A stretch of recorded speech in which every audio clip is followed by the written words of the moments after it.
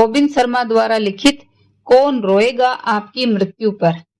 अध्याय 38। अपने को शांत रखिए। कोई भी गुस्सा हो सकता है। गुस्सा होना सबसे आसान चीज है, परंतु नाराज होने के लिए सही व्यक्ति, सही मात्रा, सही उद्देश्य और सही तरीका निर्धारित करना आसान नहीं है। ऐसा अरस्तू का कहना था। जीवन की परेशानियां और तनावों को मद्देनजर रखते हुए हम थोड़ी सी उत्तेजना से भी क्रोधित होकर गुस्से के आवेग में आ सकते हैं। हम जब थकान से भरे हुए दिन के बाद घर जाने की जल्दी में होते हैं तो कई बार अपने सामने धीमे गाड़ी चलाने वाले पर चिल्लाते हैं, क्योंकि उसके पास समय की कोई कमी नहीं है।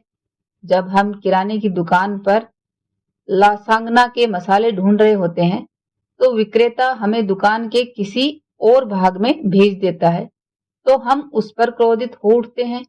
जब हम रात का खाना खा रहे होते हैं और फोन पर कोई बिक्री प्रचारक शांति को भंग करके अपनी नवीनतम वस्तुओं की जानकारी देने की कोशिश करता है तो भी हम अपना आपा खो देते हैं। असली समस्या ये है कि हर बात पर गुस्सा होना हमारी आदत बन जाती है और बाकी आदतों की तरह ये हमारा दूसरा अस्तित्व बन जाती है। निजी संबंध उलझने लगते हैं, व्यापार की साझेदारी टूटने लगती है। प्रभावशाली लोग संतुलित और विश्वसनीय होते हैं। संघर्ष के समय शांत इंसान की आवश्यकता होती है और ऐसे लोग हमें निश्चल और तटस्थ रहते हैं, चाहे कितनी भी चिंता क्यों न हो। अपने आप को परेशानी के समय में शांत रखना हमें आगे लाने वाले दर्द और सुख से बचाता है। क्रुद्ध अवस्था में अपनी जुबान पर लगाम दिए बिना प्रयुक्त किए गए दुखदायक शब्द अनेकों टूटे हुए रिश्तों का कारण बने हैं। शब्द तीर की तरह होते हैं, जो एक बार मुंह से निकल गए तो उनको वापस लेना असंभव है। अतः अपने शब्दों का बहुत सावधानी से चुनाव करिए। अपने गुस्से पर नियंत्रण रखने का सबसे अच्छा तरीका है कि जिस इंसान ने आपको क्रोधित किया है उस पर अपनी प्रतिक्रिया जाहिर करने से पहले 100 तक की गिनती गिने।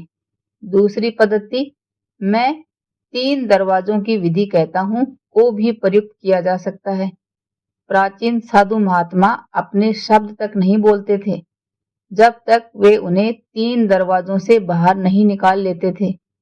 पहले प्रवेश द्वार की अवस्था में वे अपने आप से पूछते थे कि क्या ये शब्द सच्चाई पर आधारित हैं? अगर हाँ, तो वे दूसरे द्वार पर जाते थे और पूछते थे कि क्या वे शब्द सही में आवश्यक हैं? अगर हाँ, तो तीसरे द्वार पर वे अपने आप से पूछते थे कि वे शब्द नम्रतापूर्ण हैं? अगर हाँ, तब ही वे अपने होठों से उन शब्दों को निकालकर दुनिया तक पहुंचने देते थे। लोगों के साथ यह समझकर व्यवहार कीजिए कि वे वैसे ही हैं जैसा उन्हें होना चाहिए था। उनकी सिर्फ मदद कीजिए कि वे अपनी काबिलियत के अनुसार अपनी सही जगह हासिल कर सकें। ऐसा जर्मन कवि जोहान वुल्फ गैंग फान गोएथे ने कहा था। ये वे विवेकपूर्ण शब्द हैं जो हमेशा जिंदा रहेंगे। अध्याय 38 की समाप्ति।